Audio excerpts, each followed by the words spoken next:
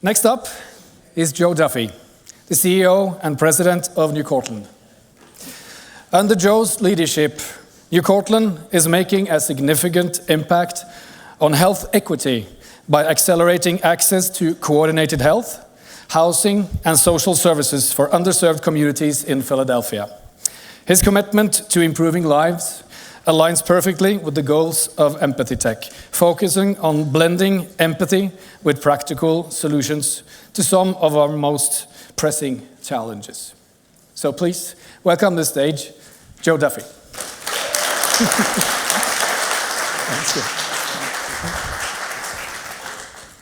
Thanks, Kevin. This one? Yep. Testing. There we go. Good deal. Welcome. So first of all, welcome. I want to say, I don't know about you, but I just feel blessed to be in this room with this many people with the hearts that you all bring to this conversation. And I am filled with gratitude that I am able to be part of this organization with so many people who understand our role and our responsibility for caring for those that can't care for themselves and those that can't advocate for themselves. And many of you know that I am a father of next week she'll turn 31-year-old special needs daughter with autism and Down syndrome, who is my heart. And I wake up every day grateful for her and her presence in my life.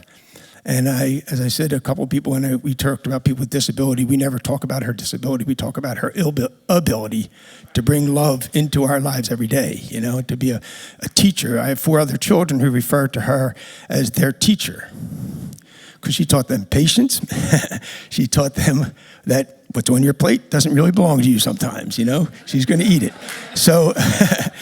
But anyway, the other thing is I want to just be grateful. The Pleatley team, who we've been inspired by for the last year, and we'll talk a little bit about that at some point later today, but their inspiration went beyond their product, but how do we bring a group of people together to inspire each other and to learn from each other and to be part of the community that's so missing in the world, right? That we all need to be connected, and now we get to sit with each other in this presence. So a little bit about, for those that don't, NewCourtland is a caring community. Our mission is health equity. People look at what we do and they say you house people because we have a lot of houses, but we only house people because housing is the foundation required before you can begin to address anybody's real needs, right? It doesn't solve anybody's problem, but without a house, you cannot begin to solve their problem, right? You need a place to live. And that's what Representative Tariq Khan just mentioned as well, that we understood that when we took people off the streets who were homeless, we weren't solving any of their problems except for the fact that they could become the architect of their own recovery plan once they knew where they were going to put their head on the pillow that night. So our mission at NewCourtland is driven by 3 things. One is the commitment to our employees. We know that the magic only happens by people who show up with heart and talent every day.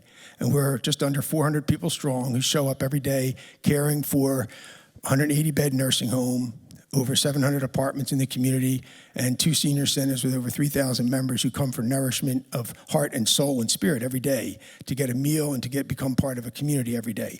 So in addition to that, we have a housing program which puts formerly homeless people. I always say we do not house homeless people. We house formerly homeless people. Once you live in our house, you are no longer homeless, right? When you move into our house, it's not temporary.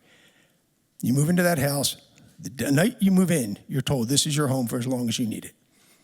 Okay, that's the difference. There's not a cot, it's not a bed, it's a home. Okay, so I am grateful to be in your presence. I'm grateful for the wisdom that you'll share with us today.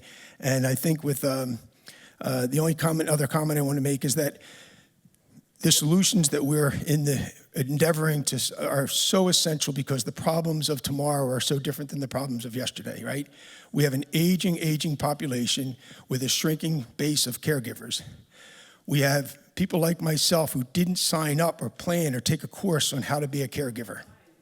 It was served to us when all of a sudden a mom or a dad or a spouse or a child comes into our lives, surprisingly with a disability that is enormous and everybody knows about, but I didn't expect it in my life. I didn't expect that to be my endeavor. So we need each other. We need a supportive system. So with that, I'm going to say that these solutions are about the individuals we serve, our loved ones who need our care, but they're also about those that provide the care. How do we give them the tools to do a job without burning themselves out in that environment? So with that, I'm going to turn it over to you, the experts. Thank you so much.